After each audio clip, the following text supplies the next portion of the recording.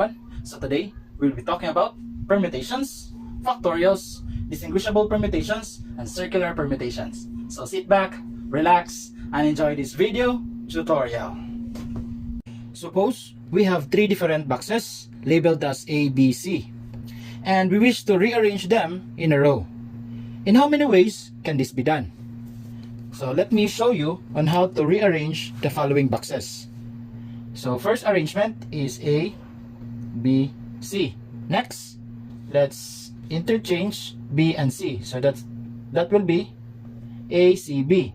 Next, let's place B first, followed by A and C.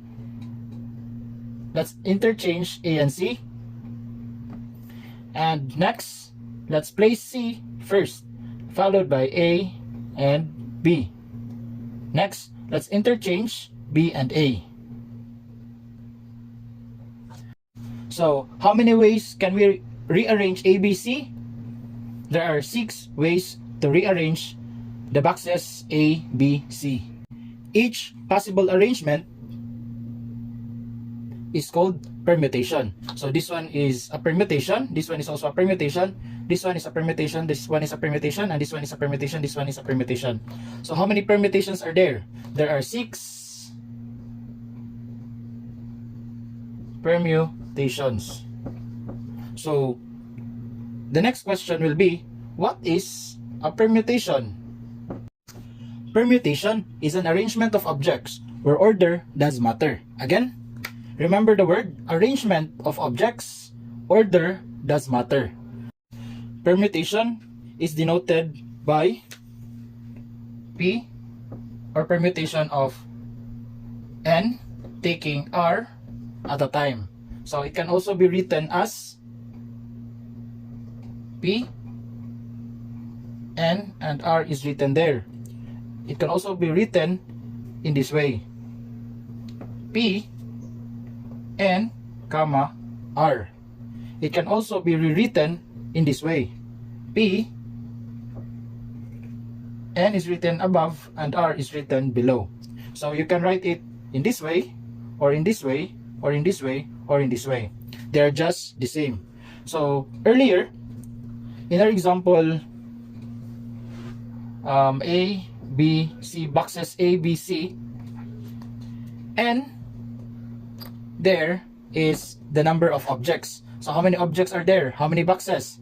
There are 3 boxes. And R is the number of objects taking at a time.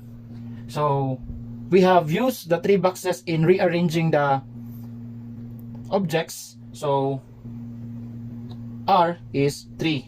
So if we're going to write this one in this symbol, it can be rewritten as permutation of 3 taking 3 at a time. It can also be rewritten as permutation of 3 taking 3 at a time. It can also be written as permutation of 3 taking 3 at a time, or permutation of 3 taking 3 at a time. Now, let's solve some examples. Number 1. This example was already solved earlier using the listing method. So we have listed all the possible rearrangement of the boxes A, B, and C. Now, let us solve this example using this method. So let's write the value of our N, which is 3. N is the number of objects. So there are 3 boxes, so 3. R is the number of objects that is being used at a time. So because we're going to arrange these boxes, so we will be using these 3 boxes in arranging. So the value of our R is 3. Write the permutation. So permutation of N taking R at a time. So that will become P of N, which is 3, taking 3 at a time. Next, there are 3 objects, so write 3. And next, multiply the numbers or the whole numbers from 3 to 1. So there are 3, 2, and 1. So again, how did we do it? There are 3 objects. So write 3 there. Next, write the following whole numbers below 3. So the whole numbers below 3 is 2 and 1 and 0. So don't include 0. Just write until 1. So 3 times 2 times 1. 3 times 2, 6 times 1, that is 6. There are 6 ways or permutations in rearranging ABC. So let's try to answer another example.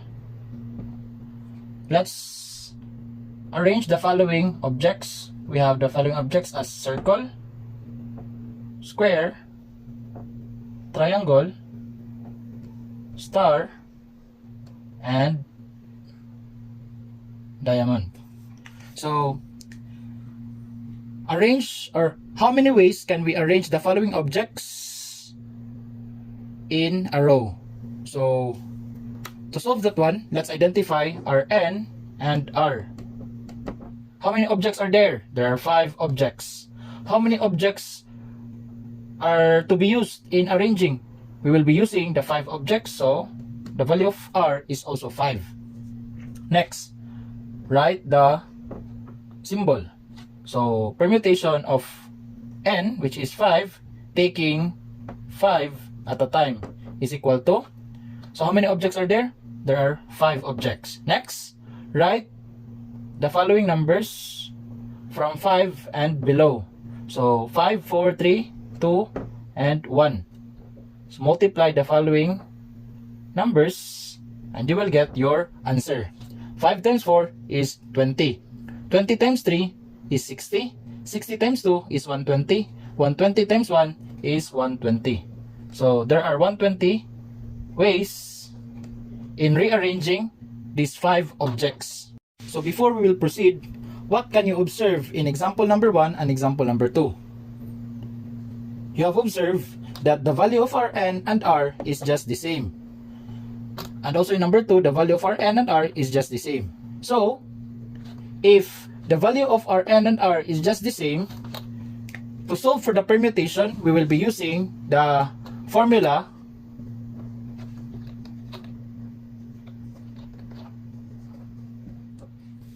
permutation of N taking R at a time is equal to N factorial. So this symbol is called factorial. So factorial means this one and this one. Writing the numbers from that number and below and then multiplying those numbers. So for example, 5 factorial. This one is 5 factorial. So 5 factorial means 5 times 4 times 3 times 2 times 1. While 3 factorial means 3 times 2 times 1. For example number 3, we will rearrange or scramble the word or the letters from the word object. So how many ways can we scramble or rearrange the letters in the word object? So again, let's write the value of our N and R. The value of our N is 6 and the value of our R is also 6 because we will be using these 6 letters in scrambling. So write the formula. P of N is equal to, permutation of N taking R at a time is equal to N factorial. Let us substitute the following. Permutation of 6 taking 6 at a time is equal to, the value of our N is 6 and that is 6 factorial. When we say factorial, that means you are multiplying the numbers from that one and below. So 6 times 5 times 4 times 3 times 2 times 1. Use your calculator and that will result to 720. and let's put the unit, which is ways. So there are 720 ways in rearranging the letters in the word object. For number 4, we will have an example wherein the value of our N and R is not the same. So let's try to use the same word, which is object, but we're going to rearrange the letters in the word object 4 at a time. So there are only 4 letters that we will use in rearranging the words. So let's identify the following given. N is the number of objects, so there are still 6 letters. So 1, 2, 3, 4, 5, 6. How about for R? As what I have said, we will be using only 4 letters. So the value for R is 4. So it could be OBJE, or it could be BJEC, or it could be JECT, or OBJC, and so on and so forth. So can we use the same formula in solving this one? No. So we'll be having a different formula. Permutation of N taking R at a time is equal to N factorial all over N minus R factorial. So to solve this kind of example, we'll be using this formula. So a different formula from before. Let's substitute the following given. N is 6, R is 4, N factorial, N is 6, and R is 4. And don't forget the factorial. So 6 factorial that was solved earlier, that is 720. So 720 over 6 minus 4. First, you need to solve this one. 6 minus 4 is 2. So that is 2 factorial. Next, 720 will be copied. 2 factorial is 2 times 1. 2 times 1. 2 times 1 is just 2. So 720 divided by 2 is 360. So how many ways can we rearrange the letters from the word objects? 4 at a time, or 4 letters at a time? There are 360 ways. For number 5, we are asked to find the number of permutations of the letters of the word statistics. Again, we're asked for the number of permutations, or the number of ways that we can rearrange the letters in the word statistics. But remember, or as you can see, or as what you have observed, there are letters in the word statistics that are repeating. So can we still use the formulas before? So the answer is no. We will not be using those formulas in solving example number 5, because example number 5 is under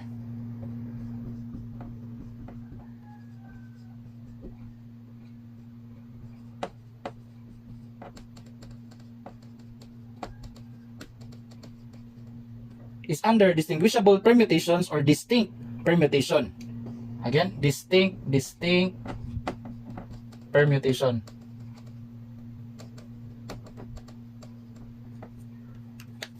So when we say distinct or distinguishable, it means the letters that are repeating should not be counted again.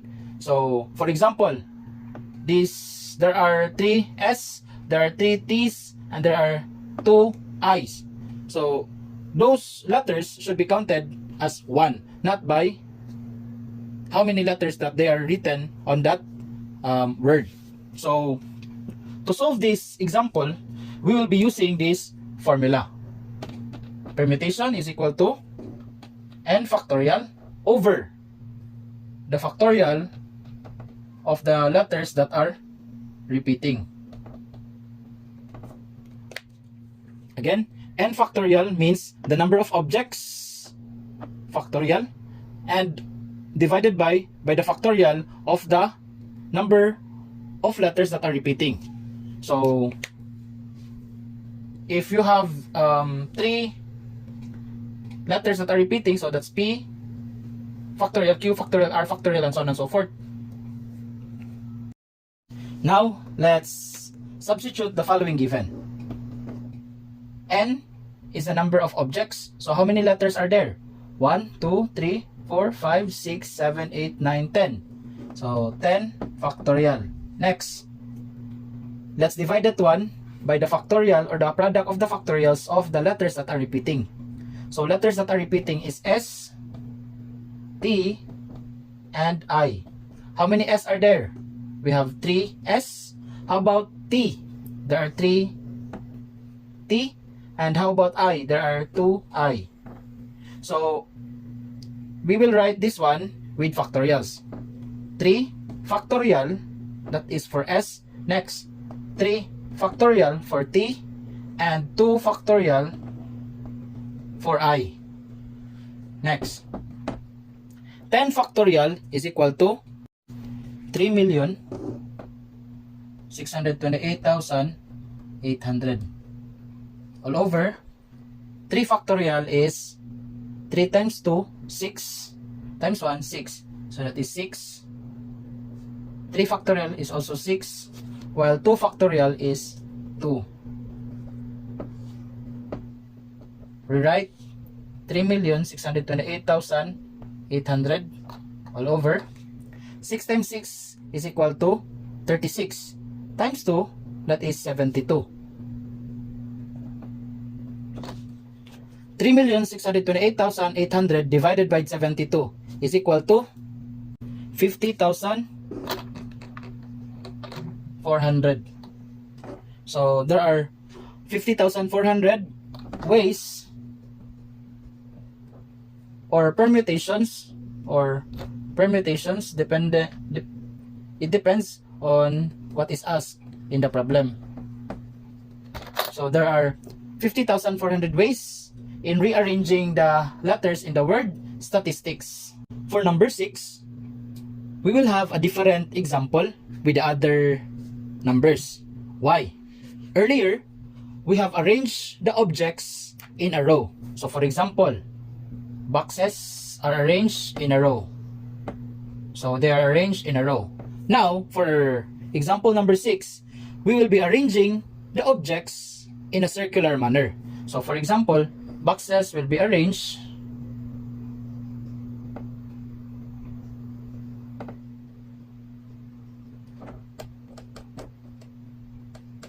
in a circle or in a circular manner. So this example will be called circular permutation.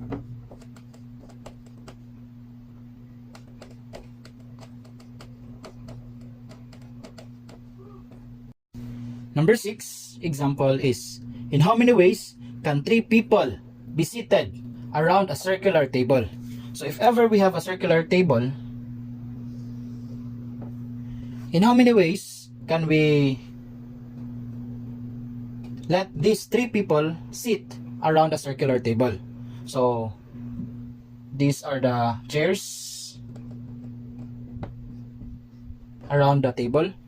Let's try to manually show the ways on how we can let these 3 people sit around the table.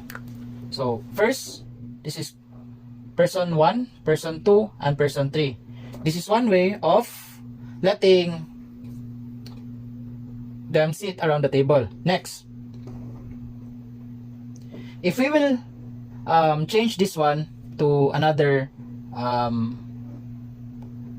arrangement, if we will put there 2, next 3, and then 1. As you can see, after 1, that is 2, and after 2, that is 3. Look at this arrangement. After 2, that is after 1, that is 2, after 2, that is 3. Still, they are in the same pattern or order. So that is considered as equal with this arrangement. And also, if we will let 3 sit there, and then 1 sit here, and then 2 sit here, still the same arrangement with the first one. So what is the other way of letting these 3 people sit around the table?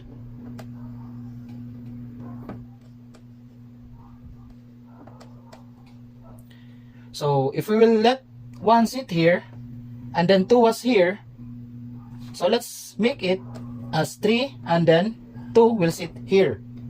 So after 1 that is 2 and after 2 that is 3. How about here? After 1 that is 3 and after 3 that is 2. So they have different order in around the table. So how about the other arrangement? We will let 2 sit there and then 1 sit here and then 3 sit there. Still, this arrangement will be the same with the arrangement above. Why? After 2, it is 1 and then 3. After 2, it is 1 and then 3. How about this arrangement?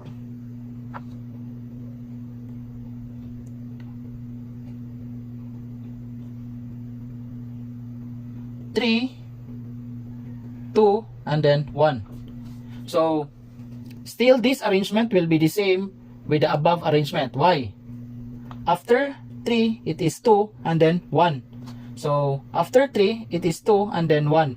Still, the order is the same with this 1. So, what is the final answer for this question? In how many ways can 3 people be seated around a circular table? So, the answer is 2 ways. There are only 2 ways in letting 3 people sit around the table. It's this pattern and also this pattern. So 1, 2, 3 and then 1, 3, 2. Sir, question. Is there any formula that we can use in solving this kind of permutation or the circular permutation? Yes. The formula for circular permutation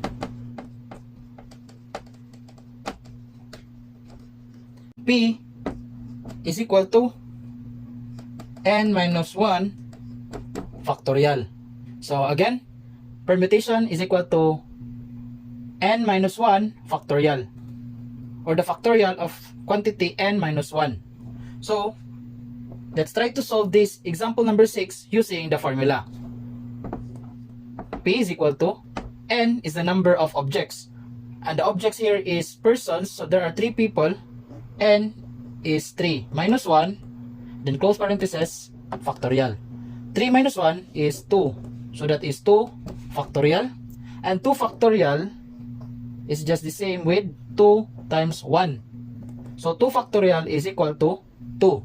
So the final answer is there are 2 ways in letting 3 people sit around the circular table.